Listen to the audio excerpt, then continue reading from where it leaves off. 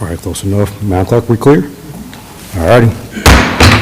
We'll call this meeting to order, and we'll begin in a moment of silence. So if you all will join me in a moment of silence, keeping in mind those impacted by and those fighting the Poplar Drive wildfire.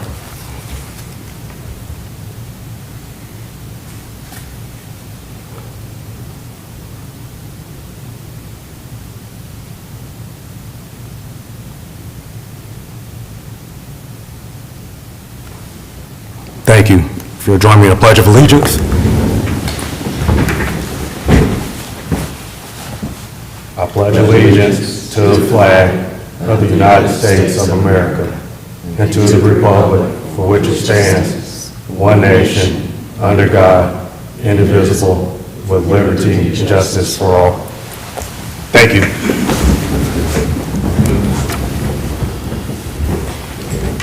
All right, we'll move into the public comment period of the evening. We have one person signed up, Mr. David Todd. Mr. Todd, the floor is yours, and before you begin, just say your name, your address, and then your 3 minutes will begin, and keep in mind to speak clearly into the mic. Thank you. My name is David Todd. I'm at 96 Wilkie Way in Fletcher. Good evening, Mayor, council members. I appreciate your time and service to our community. I'm sure we have many other very important things to discuss tonight, but I've also found that if you follow the process, you can make change. I've got something that I feel needs to be changed, so I want to bring it forward. I want to thank you for the new pickleball courts that have been developed. They're a great amenity for our community, and that's what I'm here to talk to you about tonight. In fact, I've seen Councilman Reed at the pickleball courts the other day. The way our town is managing the pickleball courts, they allow a reservation of the courts. It doesn't seem problematic, but the way pickleball is played, it does create a problem. So pickleball is different. Do any of you members play pickleball by chance? Okay. Pickleball is different in that it's very social in aspect. So previously when you would play tennis, you call your buddy, you show up at the tennis court and you play tennis. Pickleball is intended to be set up where you show up, if people are playing, you get in the mix and you play through. And in fact, our courts have a paddle rack, and I believe Councilman Reed may have helped obtain that rack. When you show up and you put your paddle in, it gets you in line to play the next game of pickleball. Well, by having reservations, that breaks that whole process, and you're not allowed to do it. So there are many, many pickleball courts in Henderson County, in Transylvania County, and in Buncombe County. And those courts, none of them are allowed to be privately reserved. The municipality that owns the courts can reserve them, but in our case, they can't. This is the only place where an individual can reserve the court. So we've got some folks that are reserving the courts and in essence tying them up almost for the entire weekend. And they're requiring that you be a member of a specific organization that not everybody wants to join to play on the courts. So it's almost impossible for me as a resident of the town whose tax dollars paid for those courts to play on the courts, especially on the weekends, because I am still a working individual. A lot of the folks there are not. A lot of pickleball players are retired. I'm not there yet. So I wanted to bring that to your attention. I also wanted to mention, and I have talked to Greg Walker about this in depth. I told him I would be here tonight. I also plan to attend the Parks and Rec Advisory Committee as well. But I also brought to Mr. Walker's attention that I do believe that this is a violation of the Olmstead Act, which is General Statute 66-58, which prevents public municipalities from renting a facility that would be in direct competition with a public entity that does such. So things like our baseball courts can be rented because there are no other avenues to do that. Things like our picnic sheds, kind of the same way. The pickleball courts are available at private clubs. So by allowing that to happen, again, I believe it's a violation of the Olmstead Act. Thank you for your time. I would ask that the reservation process be removed. Can I ask you a quick question? Did you reference an organization that you had to be a part of? Yes, sir. So the organization that the folks are using is called DUPR, D-U-P-R. It's a place where you have to sign up and get rated. It's a commercial entity. So that in itself is what I believe is causing a violation of the Olmstead Act, because one, we're renting the facility, which we can't do in direct violation of the Olmstead Act, in competition with other amenities that are available out there. And then we're allowing a commercial entity to come in and take over our facilities where the general public cannot use them. Well, I know one of the reasons why we set up this system was we were trying to set it so that residents of Fletcher would would for sure be able to play, when they signed up. But do you think it would be better to put the paddle system on everything? I mean, can't the same people put all their paddles on there and still tie it up? They could, but what they're requiring you is to be a member of their organization. So if I'm not in their organization, I can't come put my paddle in the rack and play. I have to be a member of that organization. So the way pickleball works, and one of the reasons it's been so successful, and Mr. Walker and I talked about this as well, there's software called Playtime Scheduler that anybody can join and can join for free. And when I get on Playtime Scheduler, it shows me every pickleball court in Buncombe County, Henderson County, Transylvania County, as wide a net as I want to throw. I look at those 3 counties. I can see every game that's being played, when it's being played, the suggested rank of players that would show up to play at that. So I get on there, I got some free time Saturday afternoon at 3 o'clock, I find a game, I got to show up, I jump in and play. But I can't do that at the courts that my tax dollars paid for. So you think a first come, first serve would be the way to go with it? Yes, sir, that's the way every other public court is that way. Nobody else allows a reservation system to an individual that I'm aware of. I may be wrong on that. If you get a couple people that are playing, how do you get them to stop? Or could they just keep playing for 2 hours at a time? So what happens at most facilities, and there are several in Henderson County, so I play at Eddyville Community Center, I play at Eddyville Elementary, there's courts in Mills River, I play at several in Asheville because I do work in Asheville. When you show up, you put your paddle in the rack, the game is largely played as a game of doubles. The next 4 paddles, as soon as the game ends, folks typically walk off the court and the next 4 folks come up and have their paddle in the rack. So you only play one game and then you go to the end of the line? That's right, Gotcha. that's right. So out here we have 4 courts, you can get 16 people playing, it rotates through pretty good. A court our size would easily accommodate 30 players.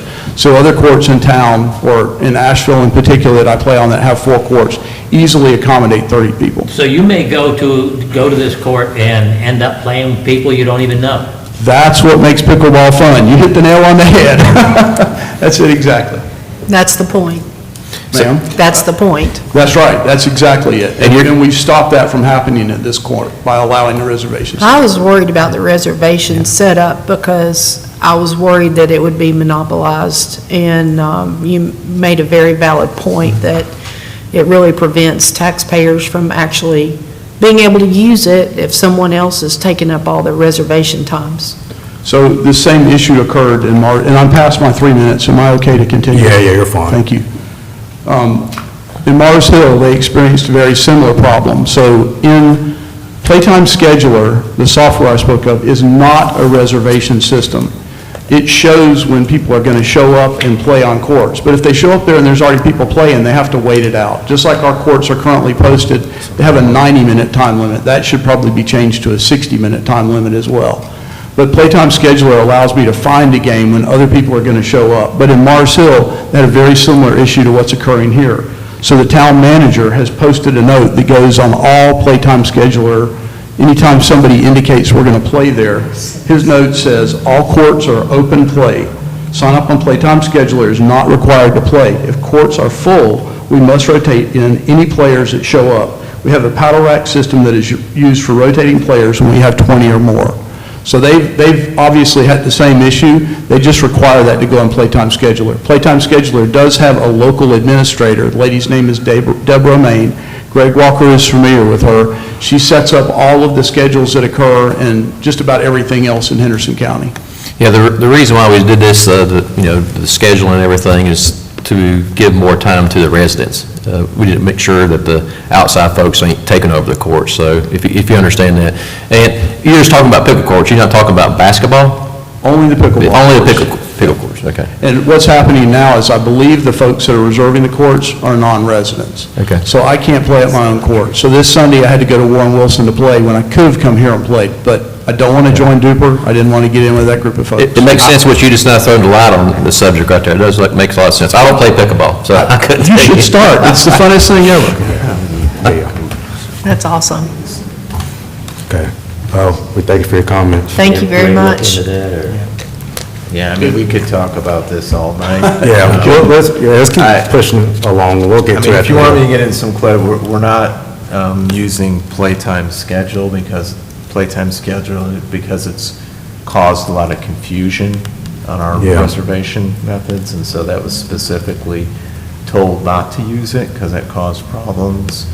If you do away with the reservation method, then, Yes. Yeah, And so Mark, that's- excuse me, sir, they are still using Playtime Scheduler. And they may, Part but does show up there. we've tried to make it clear that to not go by that because, and they may still be using it because it was causing confusion with people doing reservations and who had it and try to go through Rec Desk. And that's what, and we're getting a mix of resident and non-resident using it. It's not all and Greg's been keeping data on it. I can forward you the number of reservations that are resident and non-resident. So however you want to decide Yeah, why don't to we, continue with reservations or not. yeah, why don't we talk about this at the end of business, if there's still questions or comments or concerns, so we can push this forward, because I have some questions too, or we can come back up with it at another month, or once we get some more data, maybe our Greg here as well. And also, like, have we discussed a little bit at the beginning, is to see how it works. Yeah. And then if there's issues, I mean, it's going Sure, we to can- change. Yeah, yeah. And evolve over time. I mean, you already lowered the rate. Sure. For rentals on it, for residents, so. thank you Just for a your further insight. comment in response to that, the difference is, the town of Fletcher is the only organization doing the reservations. And as you said, you're experiencing the issues. If they were on Playtime Scheduler like the other hundreds of local courts, I believe the issue would not be there. So I would just ask again for consideration to drop the reservation system, to continue to use Playtime Scheduler, like everything else in Henderson County is doing. It's working, and it works extremely well. Thank you for your time. We appreciate your comments. Thank you. Thank you. Is there anybody else that wishes to speak for public comment? All righty, seeing none, moving on to the approval of the minutes. Are any corrections, additions, or deletions to the minutes presented? Seeing none, is there a motion to approve the minutes as presented? All right, we have a motion to approve the minutes. Is there a second? Second? All right, there's a motion and a second to approve the minutes. Is there any discussion? Seeing none, all those in favor of approving the minutes, say aye. Aye. Those opposed? Motion carries. Moving on to item number 2, council updates, if there are any. Yeah, I've got a couple of comments on some DOT road projects.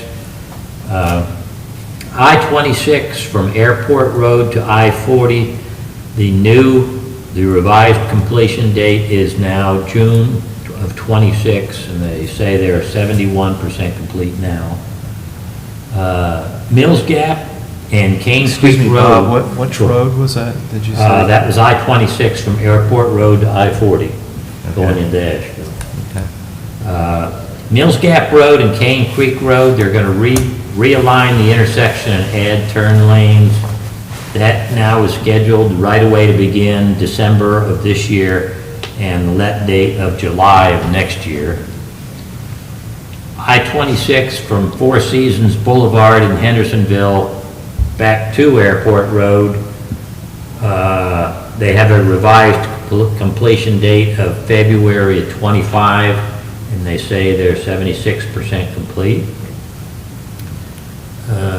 For anybody that goes farther south, the I-26 bridge over Green River, the new revised completion date, they say is 12/24, but that doesn't sound right to me, because they said they're 57% complete. The date could be wrong on that. I-26 interchange at US 64, Four Seasons Boulevard. The right-of-way is scheduled to begin in November of '28 with a let date of January of '29.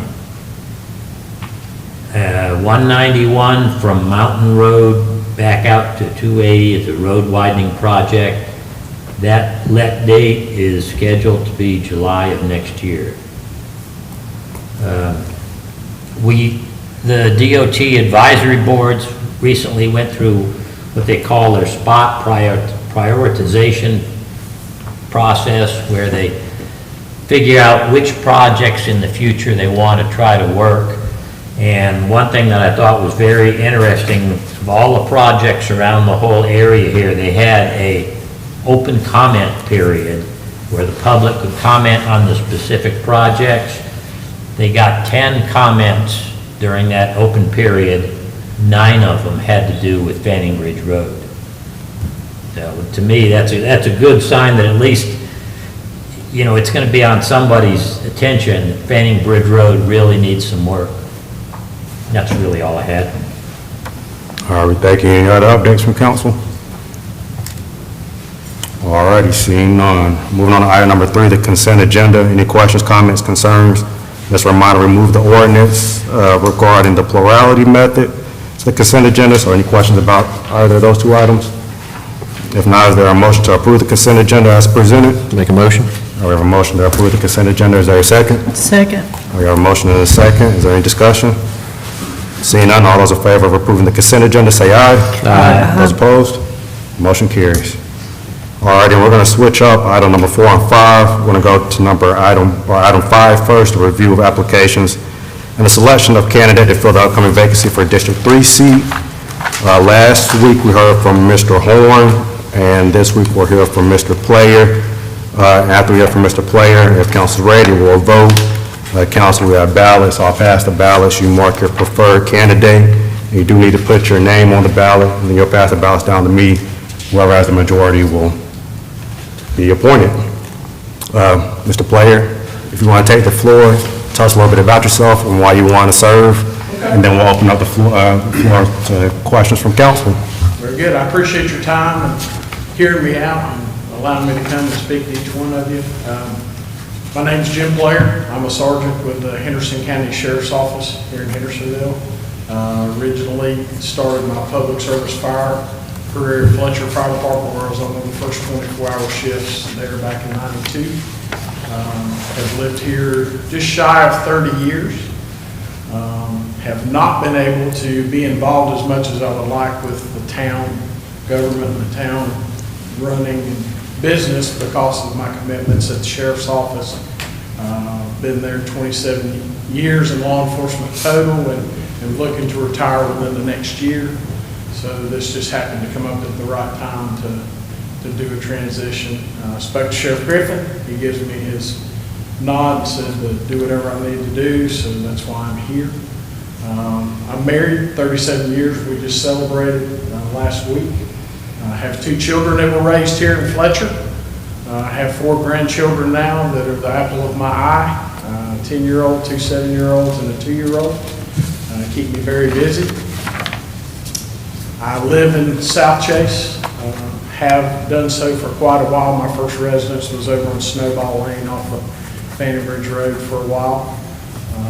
I love Fletcher, that's why I've stayed here. And my wife and I just did a large addition on our house, and our marriage survived that. And that's because we've decided this is going to be our forever home over the next few years, next years that we have left on this earth. Why do I want to serve is I want to make an impact. I've watched Fletcher grow. Again, I lived here when Hendersonville Road was 2 lanes, when none of the Windsor Autry housing developments were here. Back then it was Wildwood and Franham Acres, and that was about it.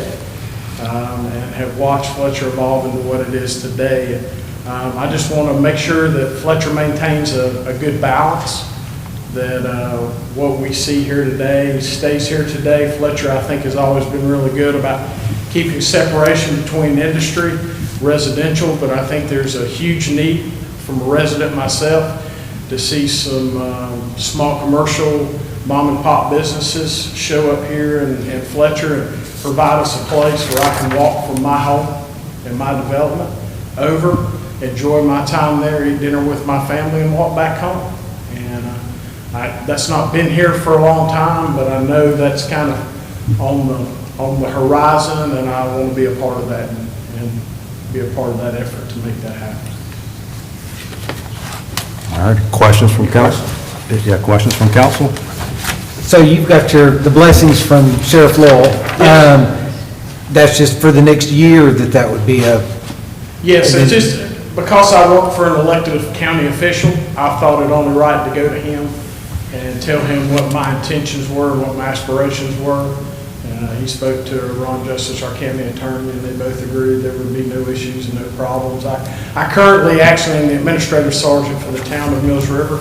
I manage the Sheriff's Department contract that covers law enforcement service there in the Mills River community. I've been over there 5 years, so I've been engulfed in their town government for the last 5 years. I provide security at all the council meetings, so I'm present for all of those. Any planning board meetings I need to be at, board of adjustment meetings I need. I work very closely with the planning director. I do technical reviews from a law enforcement perspective on any potential developments and things that are proposed that go in that Mills River area, and just provide input and guidance for that. And so that's kind of fueled my desire to want to continue after I retire in the local government sector. And I felt like this would be a great opportunity to do that. So this being an appointment, you would then consider, would you want to run Oh, for absolutely. in 2024? Absolutely. For another 4 years? Yes. And you do realize that the new sign-up period is December? December 4th, or December. We don't, 4th. not by our choosing. Oh, I know, Mr. Moffett, all that got passed through on that House bill, and so a lot has changed, and I'm aware of that and understand. What issues do you care most about in Fletcher? Community. All parts of the community, not selective parts of the community, but making sure that all parts of the community come together as one. I've grown up in a team environment, worked in a team environment my whole career, whether it be the fire service. When I was at the Hendersonville City Police Department, I was part of the SWAT team, very integral team dynamic there, on into working various fire department shifts. I'm still a volunteer at Mills River Fire Department, volunteer over there with the fire service, and actually respond over here for large incidents to help cover. And so being a team player to build that community has been a part of my life for many years, and I want to continue to do that. How many years have you been with the sheriff's office now? Yeah. Sheriff's Office since 2004, When you retiring? December. This December? Well, not this December, but October, sometime within that October to December range, once I get with the state. Of next year. So basically a year from now? Yeah. Oh, okay. This kind of clears. Well, And you're- for that year, you have the flexibility to attend all the regular meetings and so Oh, on? yes, that's the nice thing about having some seniority, is I have plenty of time that I can take to be available whenever I need to. Did you have a question? Well, I just commend you on your community service. It's extensive. And I'm really impressed with all the fire and rescue and the law enforcement and criminal investigator. And it's just, I can see that wherever you saw a spot to advance or to help your community, that's exactly what you've done. And I did that, and I was actually the jail administrator and captain over the detention center for about 4 years. But my folks who lived in St. John's Commons here in Fletcher both got sick and passed within a year of each other, so I had to make the choice of whether to put my priorities with the detention center or put my priorities with my family, and I'll put my family before everything but God. Yeah. Yeah. All right. Any other questions? I'd just like to make one comment before we vote. Sure. I'm very pleased, the last several vacancies that we've had in the town, be it on town council or with committees and so on, we have had really good candidates and more than one person at a time. And that is a great thing to see here in Fletcher. For many years, if you had one candidate, you were lucky. So I'm glad So to see true. people getting involved. Indeed. Any other comments? All righty. We thank you, sir. Is there any discussion before we vote? All righty. Well, there's marked the preferred candidate. You all do need to put your names on the ballot. It's not going to announce who voted for who right now, but it does go on the record.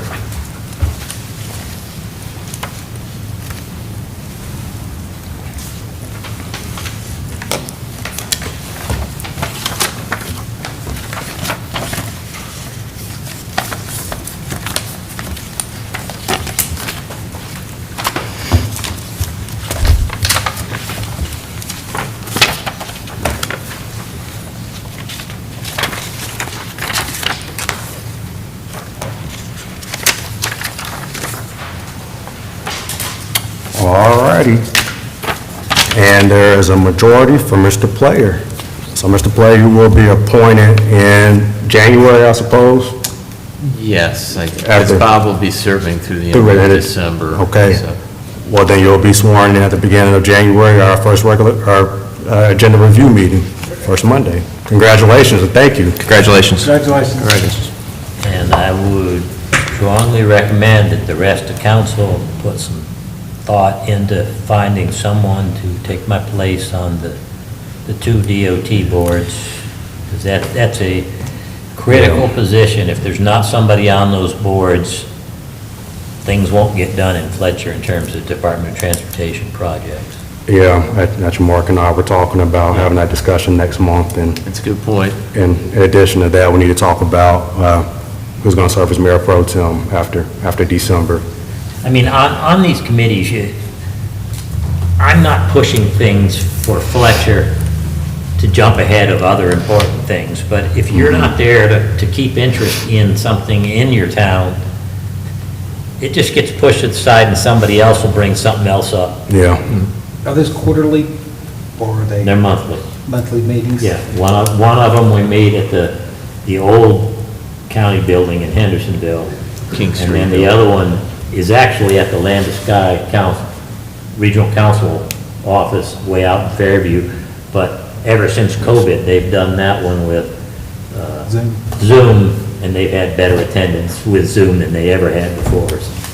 Bob, thank you for being such a strong person on that board and representing Fletcher and its interests so well. And great updates that you always give, so.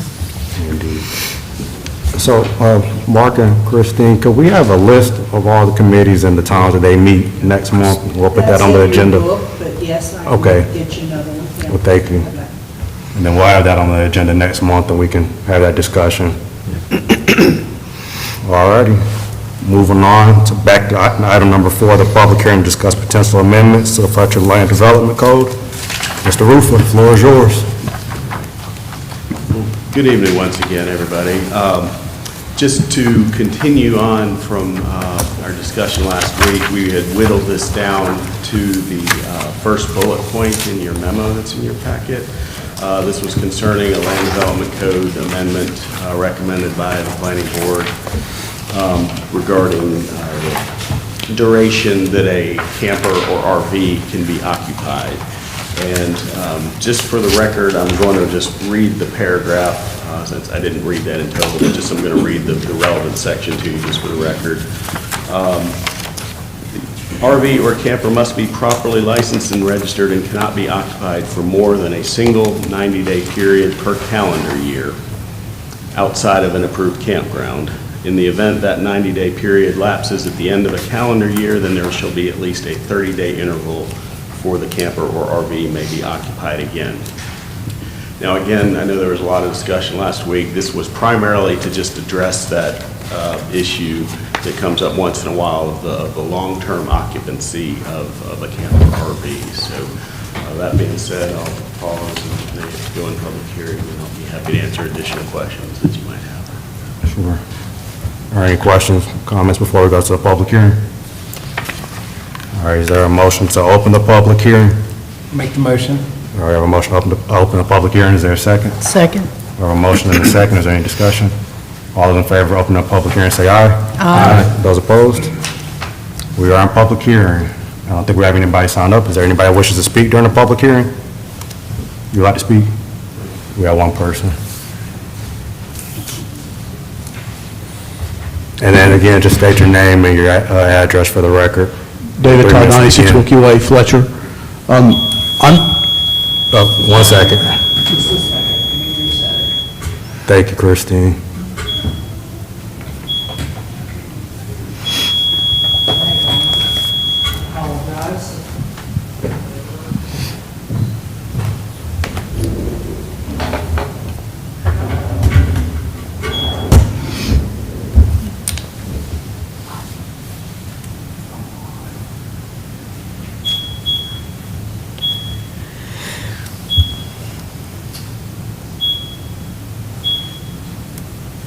Apologize It's acting up. If you need me to, I can keep a timer on my phone.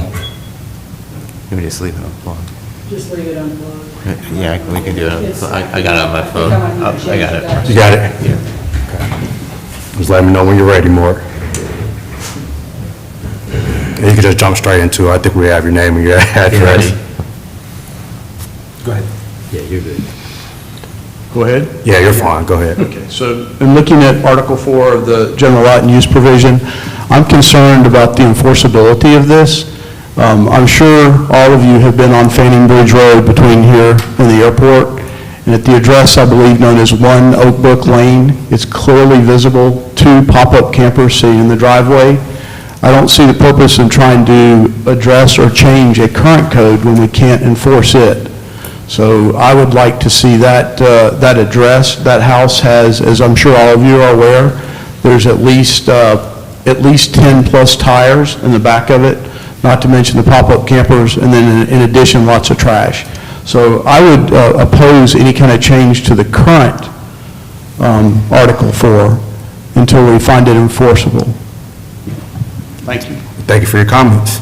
In a way, this, what we're changing here wouldn't apply to that because this is talking about occupied campers where those have just been parked up there and torn apart.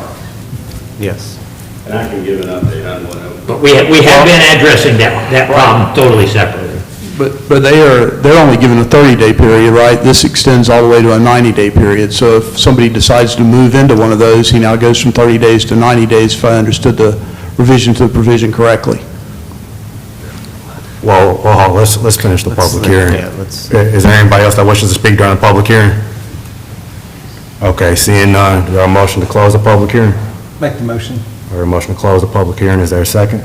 Second. Or a motion and a second, is there any discussion? All's in favor of closing the public hearing, say aye. Aye. Those opposed? Okay, we are outside of public hearing.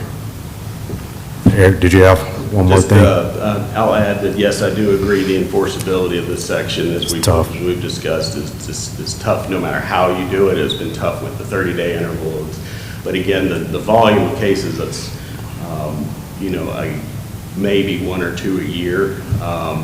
The 1 Oak Brook situation is probably one of the most extreme examples. We have had pending enforcement action on this for a long time that has, as you know, been turned over legal to legal.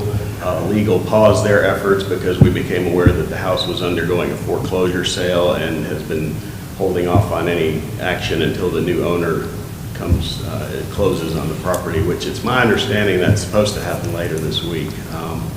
I know it's been a long, drawn-out affair for the neighbors in that community putting up with that property, but it should be coming to a resolution soon. So that's just a quick word on Oak Brook. Okay. And I guess on the verbiage right there, as Mr. Todd talked about, that we have 30 days, but it's 30 days 4 times a year, so it's 120 days. This will bring it to 90 days per calendar year, correct? The current ordinance does allow that 30-day period up to 4 times a year. We began talking about this issue a few months ago because there was lack of clarity on whether or not whether the 4 30-day periods could be strung consecutively or not. Planning Board's initial recommendation was to state that they were not intended to be consecutive 30-day periods, and that's the first recommendation that came forward after first discussion with council. Subject of seasonal visits came up, hardship situations came up. So again, we tabled that a few months ago, brought it back to Planning Board, and came forward with the alternative option that's before you now. And you just say there was a section in here that if somebody's building a house on a lot, And that's correct. Yeah, That is they another can come back. scenario where if someone's under active building permits or zoning permits on a vacant lot where they're building their house, then theoretically someone could be staying in a camper while they're under those permits. Any other questions or comments? Okay, if not, is there a motion to approve the suggested amendments to the Land Development Code? make a motion. Okay, we have a motion from Bob. Is there- I'll second. And Trevor made a second. Is there any discussion? Seeing none, all those in favor of approving the amendment, say aye. Aye. Those opposed? Motion carries. We thank you, sir. And just about the code enforcement, Eric kind of gave probably the best update, and I shared one last week, but I'll make some comments about that at the end of the meeting under comments from town manager, so. Eric, I Thank you. appreciate you going back to the planning board and discussing the concerns in regards to what if somebody's there seasonally, and I appreciated all that effort. Thank you. Thank you, Eric. All righty, moving on to item number 6, the recommended street resurfacing projects. Mr. Jabbo Presley. Thank you, Mr. Mayor, council. I know you have in your packet a recommendation from Mark and myself about 2 streets to be resurfaced this next year, Continuum Drive and Snowball. Let me give you just a little history on this, so you know, Continuum Drive was first built back in mid to early 80s. It was part of a big push that the DOT had trying to get industry in, and they would go and build these roads and do that. And then industry would come, it's just so like a ball field, if you build it, they'll come, and that's what. This road has not had anything done to it in several years. It's showing the wear and tear. Continuum Drive is the top priority on our pavement condition survey. It also has the highest ADT. The average daily traffic count on it is 524 cars a day. On Most of them Snowball? are not cars. How many? Oh, Snowball? 524, no, this is. I thought you said- Continuum. Okay. I was gonna say, holy smokes. It's hard to believe. Yeah, but there's a lot of industry, a lot of commercial vehicles going forth through that, the whole area that's in there. So, to do this, normally what we do is just say, use just one standard type of pavement, just for those subdivision streets, which we use. But this here will take a little bit more, we may have to revamp with it, so it's gonna cost us a little bit more to do that. And we, before we do that, we'll inspect and check the subgrade, see if it's gonna be repaired to it. On the other hand, Snowball does not have that much traffic, but it's probably the roughest road that we've got in town. And most of that is probably due to stuff that's buried in the street. And woody debris that we've had in there, there's several places in there where the road set down, it's dips, and everybody's got their own way of thinking. But if I ride across that road, and I see that, I think, I'm not doing my job, because that road needs to be better shape than what it is. Has it ever been resurfaced before? Yes, it has. It has? But I don't think it's, They never dug that. no. No, now there's so many better ways to do it than just pave over it. I'm gonna retire in a couple years and make it be in the next year.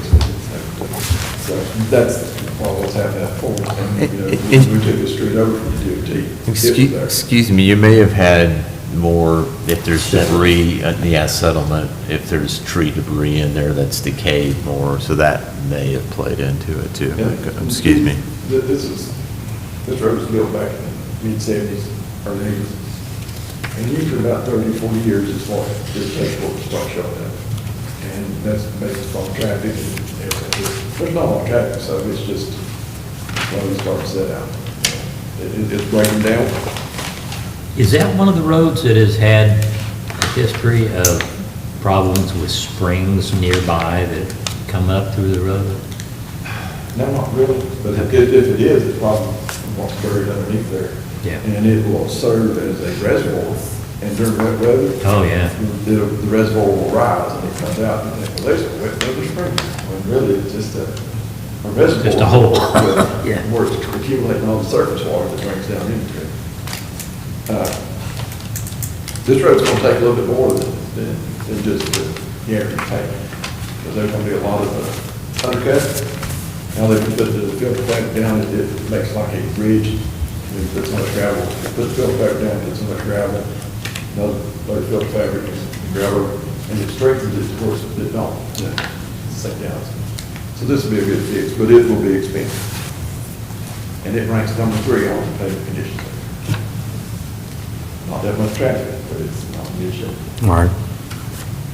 All right. Any questions or comments? Now, you're saying that both of these are going to be more expensive than normal because of different conditions? Yes. But that is Totally reflected, extreme. but that is reflected in the price that we've got here, that this is, A rough estimate. we're not looking. This is my estimate. Yeah. I'm sure that they'll come up with their estimate, and then we'll see how it bids. But it's gonna be. Yeah. Because, you know, over the past couple of years, the price of pavement has really gone up. Used to, we could get it for about $30,000 for a 10 mile. But you're not getting it. Last year, it was about $45,000. But, you know, the streets were wider. Those two streets that we paved in South Chase, you know, instead of being 24 feet, it was 32 feet. So that's another lane. So, but, you know, it just takes a lot to do that. And a lot of this will be undercut in the prep work. And you'll do it extra thick on this continuum so that it's set up for tractor trailers? Yes, that's what we're looking at. We may use a, they use sometimes what we call heavy base. You put it's a super pavement that you put on it.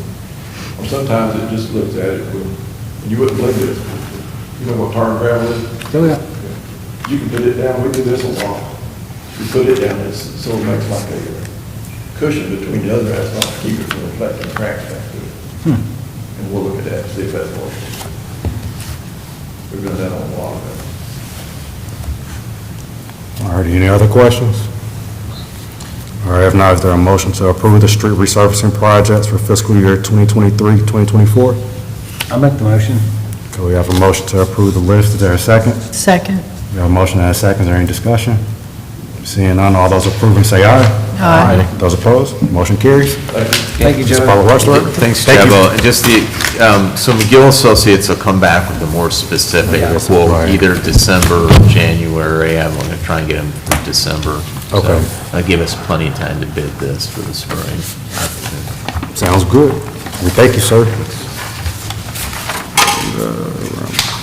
Okay, moving on to item number 7, the update on developer interest in the town center project. Mr. Manager. Okay, thank you, Mayor, Council. So last week, I went over basically a list of groups that are interested right now. We've been in various levels of engagement with. Windsor Built's one, or Windsor Autry, but it's their commercial division, Windsor Built, the Carlin Group, and an interest from NAI Beverly Hanks. Probably the Windsor Built and Carlin Group have articulated a little bit more specific what they think they can do on the property. And again, we're talking about the stretch of land here between Fanning Bridge and Howard Gap Road on Highway 25 for the mixed-use development. So I talked to you last week about a couple options to either have them submit a proposal with more details, which is what we were wanting to hear based on what we've received to date, or have them, because you haven't met any of these groups and we haven't gotten into any real detailed negotiations, but to hear from them, maybe hear a little bit more about their background of capacity, experience of their development, their vision, and any more specifics about what they think they can do on the property that meets the town's vision. And I contacted them since last week. I haven't been able to talk to Windsor Built yet. I called them actually today and emailed about coming to either agenda review or the regular meeting, maybe preferably agenda review, because I heard back from the Carlin Group, from Brad Goodson, and he can make it to the regular meeting December 11th. And it might be better to have them not all together at Sure. the meeting. I mean, it may be slightly awkward that way, I'm not sure. Those two hopefully will be here at either agenda review and regular meeting, or go to another meeting. And then NAI Beverly Hanks, talking to Mark Morris from there, I have not been able to connect with him just yet. So that's kind of where we are. The only other thing I would add in there, and if you're comfortable moving forward that way, we'll get them set up for December. The Windsor Built folks did submit another letter of intent. I have not forwarded it to you because there was a couple things in there I wanted to get clarification from him, and probably Leif Busby's the contact with Windsor Built. Probably remove there's a reference to doing tax increment financing, which is really difficult to do in North Carolina and has not, I mean, there may be one community out there that's in process of it working, but that is a financing tool on the table probably on the front end should just for practicality, come off the table.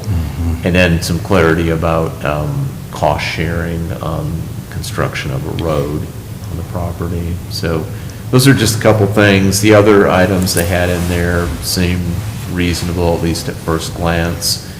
And they did articulate a little bit more about restaurants, either 2 restaurants or a restaurant and a coffee shop type use. So just a little further up. As he can clarify that, I'll get you an updated LOI or letter of intent. So- Sure. How can we control these people if they come in up front and say, yeah, I'm gonna put in this restaurant, or this type of restaurant, this type of coffee shop, blah, blah, blah. Then they buy the property and then they say, well, we couldn't find that kind of thing, we're putting in the gas station. How do we control that? It's the same thing as before. You do a developer agreement, which we spent a lot of time on negotiating that with the prior developer, saying, this is the type of commercial development we want to see. Obviously, before, we knew one element was going to be a convenience store, a gas station with, the facade aesthetic improvement stuff. But, you'd have to sue them, or you get it going to some type of conflict dispute resolution. But if it's like the other one, then at least up front, they should give us a decent idea of what they want to put. They may not know the exact restaurant, but Yeah, no, this right. building would be a restaurant. Yeah. Yeah. And even our prior developer that we had under a contract, they didn't articulate what was going to be in the other 3 commercial Right. buildings. They gave a list of things that we were comfortable with, but they didn't know yet. And partly it takes time to negotiate these things with their tenants, to get them in there to do that. So, but yeah, it would be another developer agreement, and we'd have to have as much teeth as we can put in there if they try and shift course. But it's part of the risk of doing this if you're going to do public-private partnership. You're referencing the EDA, right? Yes. Yeah, so we had the Economic Development Agreement, EDA, and then we had the Purchase and Sale Agreement. Right. Which are kind of 2 things to dictate buying it and then how it's developed. Right. So, yeah. All right. Any other questions or comments on this item? I think the perspective of council was to have them come out, which sounds like we're on the right track too. Yep. The council are comfortable there? Yes. Yes. All right. Mr. Manager, we appreciate you there. And moving on to your comments. Okay, thank you. So last week, I talked to you about kind of where we're at with the alternative sites that Crown Castle suggested for the small cell wireless facilities. They suggested some outside of the 2 residential neighborhoods, Franham Acres and Windsor Forest. The one out of Franham Acres was going to be on Underwood Road. And then the other one outside of Windsor Forest on Fanning Bridge. And on Fanning Bridge, near the intersection or at the intersection of Scarlet Drive and Fanning Bridge. So you had the map. If you want to talk about the Underwood one first. So we had a conference call, Jabo, Presley, Eric Rufa, and myself, with another representative of Crown Castle, and we talked about these 2 alternative sites. It was last week. And the one on Underwood appears to be, and we're I'd say about 99%, let's say, certain that that's actually outside our jurisdiction. It's on the Buncombe County side. He's going to get some additional clarification of, much more specifically where they're trying to cite that, but it seems within a reasonable margin of error there that it's on the Buncombe County side. So it falls outside our jurisdiction. It is across the street on the west side of the road there on Underwood, where that's proposed to go. So I don't think much heartburn about that. The other one, on Fanning Bridge, the one that they were trying to move out of Windsor Forest, It's across the road from the entrance. It's at that intersection of Scarlett and Fanning Bridge. And they were talking about trying to put it on the, and you all picked up on it, I think some of you remembering that there's a utility pole there already. To try and locate it on the utility pole, they're not so certain they can do that, or that's the best spot. So they started looking at a little further south on Fanning Bridge, so it's like south-southwest, like heading west, away from that intersection. Not sure how far, probably still relatively close, and maybe going on a light pole that would be added. It could be just a utility pole, but he was talking about a light pole. So we're supposed to get additional clarification from them about, number one, more specifically on Underwood, and then the other on Fanning Bridge, a little bit more where exactly they want to put it, and is it going to be built into a light pole? So they said which side of the road, do you know? I think still that would be south side of the road.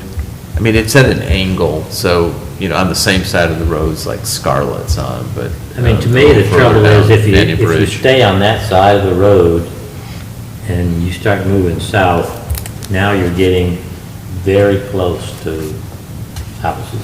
There's nothing they can do about it, where this where the gets, spot there is kind of a, it still leads back into the whole, where they can do it.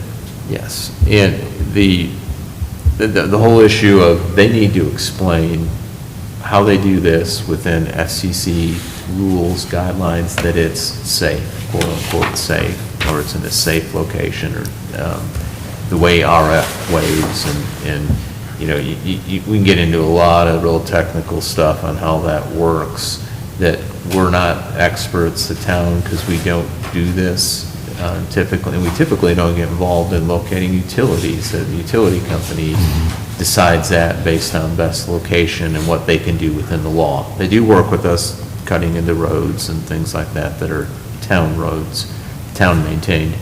So they're trying to narrow down where that more specifically would be, and then let us know, which we'd let, obviously you and council know, and then we can let the residents know at that point. The other thing, and I thought this was good, and we've been having discussions with Crown Castle people about this. The representative we talked to on the Teams meeting last week, he said once they know their location, and again, this is not set in stone, but this is, they're getting closer where they would roll it back to their client and then, start a permitting process, is to do some type of public meeting to explain this to the public, because I've really pressed it upon them. You need to explain how this is safe and how, data backs that up, because we're getting all kinds of information flying that it's not safe. And that, there's all kinds of things you can find on the internet about this, and so that's where we're at. I was encouraged that they were willing to do a public meeting, because I think they do need to come to talk to residents about this a little more directly, other than just having a phone number to call or maybe email them. And I'll just add that one of the representatives, I can't remember her name, but she reached out to me, and she was talking to me about the issue, and I expressed some of the concerns that council expressed and the residents expressed about Fanning Bridge Road. And they articulated to me some of the challenges that they have with moving the actual small cell facility. And they say they could really only move it within about a quarter of a mile of, I guess that's the radius. So it really is challenges with how they're trying to do this. If they're having to provide this network connection in a specific area, within a quarter of a mile really isn't a whole lot of space to move it. So we really need to consider what's our best compromise here if that's where they're at. But they did express, and it seems like they've expressed to staff too, they want to be good community partners.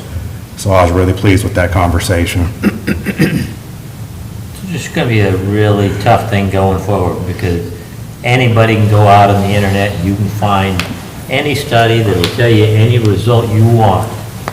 So, people are going to be in here arguing back and forth, quoting different studies. It's going to be tough. I'll say they were pretty adamant that it's safe, and at least the reading that I've done, and of course they're going to be adamant, but at least the reading that I've done, it appears to be safe to me at least. Then the last thing I'll say, I asked, well, what can we expect in the future in Fletcher with these small cell facilities? And she said, don't expect, and she doesn't know for sure, but she said, don't expect the onslaught of these in Fletcher. So that's encouraging to hear as well, but we don't know for sure. That was my concern, is this is a start, next thing you know, we have 200. And that was my question, because I know that was a question council had, so from her perspective, she didn't think that there would be a whole lot of these popping up in town. And I'm not sure if she's expressed this to you all, but she also said that there was some kind of issue with co-locating the facility with Duke Energy. Has she mentioned that to you all? A problem, you mean, the issue? Yeah. Is that the problem with that corner Well, lot? that Duke didn't want them doing it essentially. Do you know about that, Jabbo? I don't know if you remember. Yes, they from that mentioned call. that they could not put these, it's not cell tower, but whatever it is. The little small- Antenna? Yeah. Antenna, On top of maybe. a transformer. Oh, that was it, Because of yeah. the static. Electromagnetic waves going out. Does that part. They said they really didn't actually put it on power pole because if they hadn't done any work, they had to climb across the power lines to get to the top of it. Right. So their preferred mode of operation was, if the power line was running straight through here, they would come out this way instead of pull out that way with that. And they said that what they would do a lot of times to camouflage it was that they would make it a street lamp. Yeah. So they would put a street light on it, and then that'd be sitting on top of it, and it didn't show up.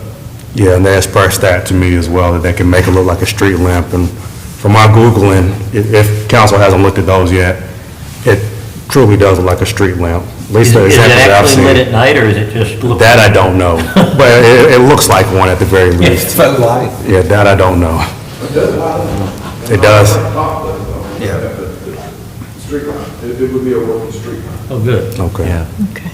and it would be at their expense, not our expense. All right. We like that even better. That's right. All righty. Do we have any other questions or comments about that? But they're supposed to give us pretty soon, I mean, I was expecting it this week, more clarity about the, more precise spots. We're Spots, looking for yeah. those two alternative sites. And then, a public meeting's at least a month out. Sure. If they can get that, and then we share it with you all. So, and we want to stay informed of the public. We've been trying to be cautious to get the best detailed information we can, share it with you, before we're releasing this to the public, because there's just so much information going around. It's like the telephone game, and then it loses its accuracy Sure. going around, so.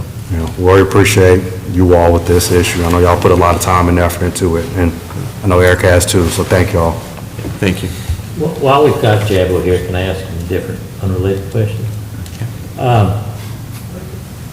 The road that's down there in front of Mud Puppies, is that a city road, or is that a state road, or what? That is a private road. Andrew Way Yeah. is private. It does not belong to the town, it does not belong to the city. Well, who has responsibility to make sure you can see the stop sign, which right now you cannot see? The property owner. So how do you get the property owners to do something about it? This has been going on since Chief Summey was here. He's reached out to numerous people over there about that.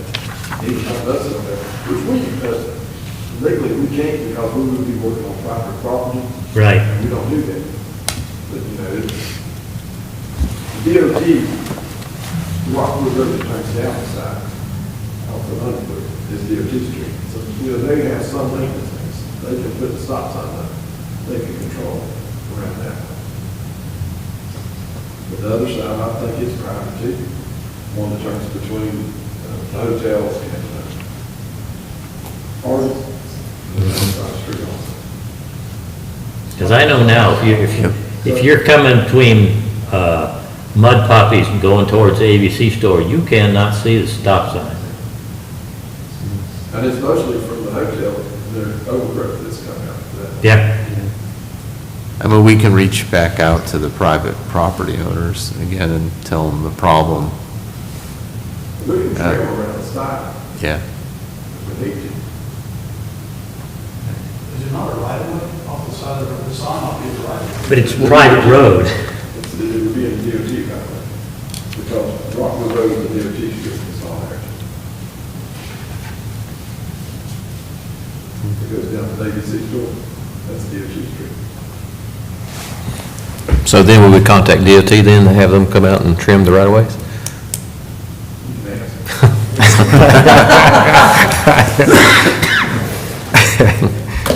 That's probably more beneficial than just run right there. That'll get on their list for 2040. Yeah, sometimes we get out there just. Do it. Yeah, we run into it with roads that are in subdivisions, like you got some of the old Wildwood. All right, back to your comments. Well, good question. Yeah, that's been an ongoing challenge when we don't have jurisdiction or authority to go on those places. It's a little bit better DOT, they'll sometimes let us if they're not doing what they need to be doing on there. So the other thing, our update on contract discussions with Fletcher Fire and Rescue. So I talked to you last week about the draft that I've sent to you that our committee members, Councilman Lance and Mayor Blakely have worked on and did a really good job.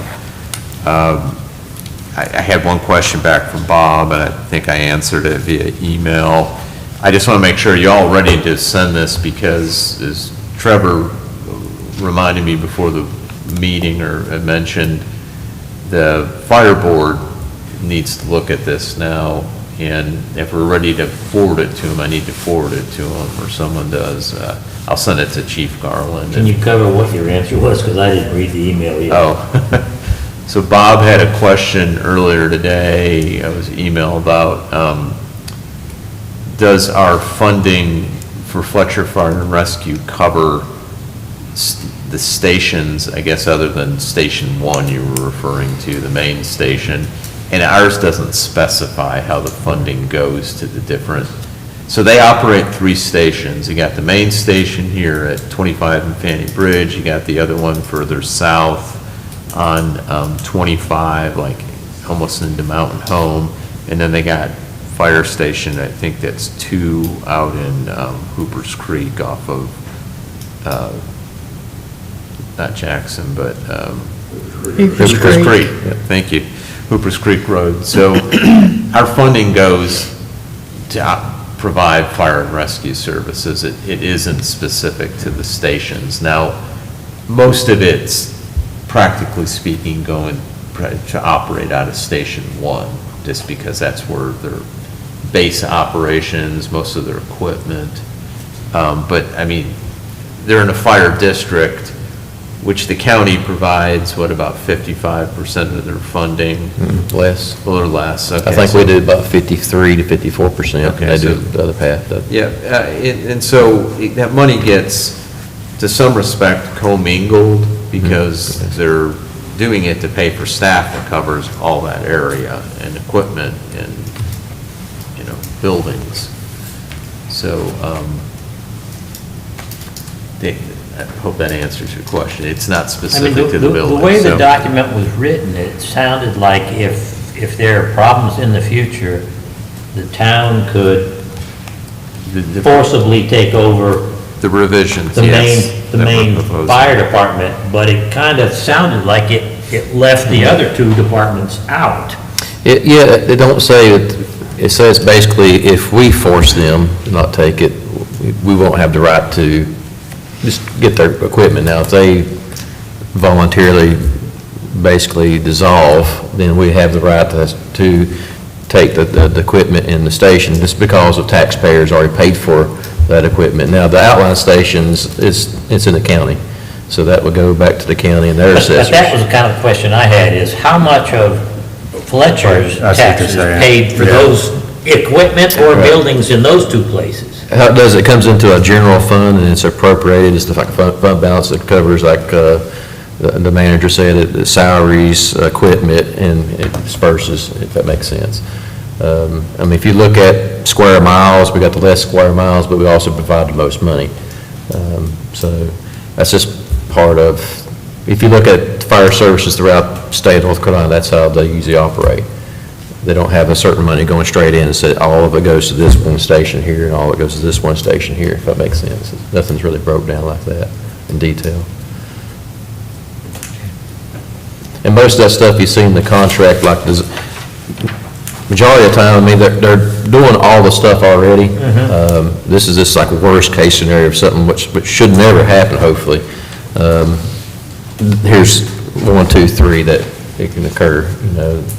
Our biggest thing, that part of that paragraph was the taxpayers having to pay for equipment again, another station again, since they've already put money in toward the stuff already here to provide a service.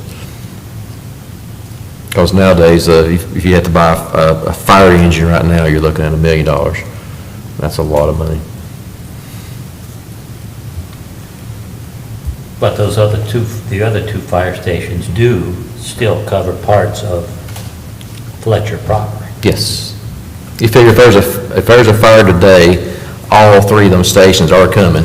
Yeah. So we are getting that same service from the other stations. It's not just this one truck up here, it's multiple stations come in, and we pull that staff in so that we actually Right. use them stations on the fire situation. Or to back up, if this station's gone on a medical call and we have another call, they will pull them resources in. So we do utilize the station 2 and 3 as well. So in Henderson County, some of the fire stations are owned by the county? Owned by the county, no. It's all 501c3s, if that makes sense. The county does not own a fire station itself. They just pay a certain amount to help run it? Yep, they collect taxes and give the taxes to what they collected to the fire department. Okay, thank you.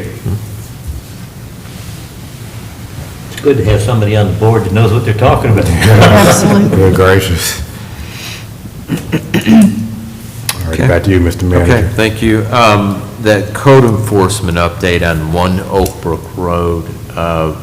So last week I mentioned, and Eric alluded to it, the bidding has ended on this whole upset bid process since it went into a foreclosure status, which really disrupted our code enforcement efforts since we got it all the way to the point of a lawsuit to get to then the next step in order of abatement. So just a strange convergence there and kind of put it into limbo, because we obviously really feel for the frustration all the neighbors have and the residents that live around there. So the biddings ended, and Eric mentioned he's reached out to the company. It's called Carolina Legacy Investments, bought it, and their plans are to fix it up and flip it. They are very concerned about the code enforcement efforts that we have going on it, because, I mean, I've asked our town attorney to keep it moving forward just in the event a closing would fall through. And then, you know, we're back to square one, and we still have a mess as far as what we're trying to enforce to get them to clean up the property. So if the closing, they're hoping somewhere around November 17th, they were saying transfer of the money. Usually when you transfer money and the money comes in to purchase it, that's usually a closing. So I'm not sure what step there is after this transferring of the money, but we're hoping within this month, maybe the end of this month, they close, and then they're officially the owners. And their intentions are to start cleaning it up, I think, immediately or very quickly. We've also let our police department know, and their plans are to reach out or make contact with the son of the prior property owner who's been on the property and in the house and other people, he'll give them a heads up that, you know, it's coming, that it's, which they know about the foreclosure process going on, and just to help that, so they can come off the property and not get in the way of the new owner cleaning up. Because at that point, it would be a trespassing issue. So just want to let you know, and our town attorney has asked to keep this on the docket. Unfortunately, the December one is already filled. We're on standby to get on it, and then the next is January, to have it go to the order of abatement. So hopefully this will be improving significantly soon. And you say you've talked to representatives from the company and they... I have not. Eric has, Eric Group But has. their plans are to immediately start cleaning it up. That's what we've been told, because what we're gonna do, if they don't, well, I mean, Eric can make an official notice to just make sure that clock's going, that it's in violation of our solid waste ordinance, and, you know, they know, I mean, if they want to put the property in a condition to sell it, and that needs to start happening. And there's gonna be a lot of work the inside of that home. It's, so unless there's any other questions on that, really the only other thing I had, and most of you have already responded. FABA, the Fletcher Area Business Association, always invites you to the Christmas holiday party, and December 1st. So I've heard from most of you on this about attending. So December 1st in Kenmure at 6 p.m. It says something about a ticket. Do you have to have a ticket or something, or? I don't. When I go and register you in there, we'll get you registered. I'll see if there's something yet that has to be printed, or, so, Okay. yep. Usually organizations just use one of those ticket things just as a way of getting a good head count. Exactly. So you should be on a list once it's all in the system. All righty. Any other business from council? All right, do we have a motion to adjourn? Was you going to talk about the pickle thing, or is it? Oh, do we want to talk about the pickleball issue? What's yeah, I do have a question about that. I was going to give one other clarification. I know there was comment made about that you have to belong to a certain Yeah, what's organization. duper? To my knowledge, that's not the case. Now, there may be people saying that out there on site, but my understanding is you have to register through our rec desk software, and you're either a resident or non-resident. I don't think there's any other distinction there. I think Greg made the comment, can't remember if it was just to me or to council, but apparently at some point there was this other organization that have popped up, and they were doing their own reservations outside the town's website. Playtime scheduler. Oh, it was that? Yeah. So And Duper's it's just a real something- common used in the pickleball Okay. community, and it caused a lot of confusion. with Right, so our the doing Duper our thing is just rentals. So something we try to put as else. much information out, say, this is not reserved through Playtime scheduler. Well, hold on. We're not going to have a public forum right now. But I will say, can we have Greg come back next month, maybe? It's fine. And let's get some discussion from him Yeah. before we make a decision right now, and maybe we can get some more facts on it. Just get some clarity. Yeah, I'd love to see more information on, what he's talking about with the paddle system, this playtime, And please know, this is new, Right. we Yeah. just opened this up, and we know there's lots of customs and community out there with pickleball play, and, the approach was to try and do reservations so it wouldn't be overrun by non-residents. And, I mean, so far, we're not getting or very little negative feedback about the reservation method, at least that we're hearing through calls in or emails or people doing the info. So, and it'll evolve, you know, Yeah. change. So, you know, if reservations don't work, then we can do away with reservations. But right now, it goes through Rec Desk, or if there's no reservation there, then it's open play. yeah. And there is a good volume of open play time, at least based on what we know are reservations versus open play time. So, Can we contact a couple of other places that has pickleball courts and see what they do? I'm just kind of curious. and Greg did, you know, our Does, okay. Parks and Rec staff did, and. So he can have that and information. they're not renting it at other places, so this is different. Okay. The approach to do that was, again, to try and ensure that it isn't dominated by outside use. And, I mean, we're still getting a little more people outside of Fletcher proper versus Fletcher residents, but it's been a decent number of both. I just want to make sure that the residents have opportunity, for sure. I mean, they're first, prioritized. Yeah, it's. very prioritized. Yeah, I mean, you know, when you go to Rec Desk, it's first come, first served, if you're reserving playtime.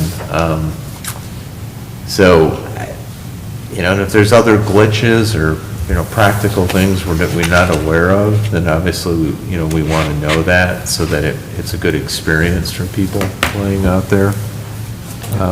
But at this point, that's what we know. Fletcher residents or not, if they're coming in there and reserving it, and to reserve it for their club or their people, then that's something to be, you know, looked at. Because it may be people that live in Fletcher that are part of that organization. Yeah. So I like Yeah, to maybe. Greg about it also. Yeah, it may be, and, I mean, my understanding is we're not saying that it's dedicated to a organization. Now, that Yeah. person renting it may be part of that, Yeah. and they may be saying to someone on the street there, well, no, you gotta be a part of this. Well, that, again, it's not. Yeah. That may be what's being said out there, but that's not, at this point, how we're doing Or it. maybe that's just who they're letting share their time that they've Could be, reserved. it could be, Yeah. you know, All right, well, it sounds like we want to hear some feedback from Greg first, and then Yep, okay. we'll proceed from there. Any other business from council? All right, do we have a motion to adjourn? Make a motion? We have a motion to adjourn. Is there a second to adjourn? Second. A motion and a second. Is there any discussion? All those in favor of adjourning, say aye. Aye. Those opposed? We are adjourned. Obviously, we didn't understand how this whole pickle system worked in the first place. I thought it was like a tennis match, you just get out there and you're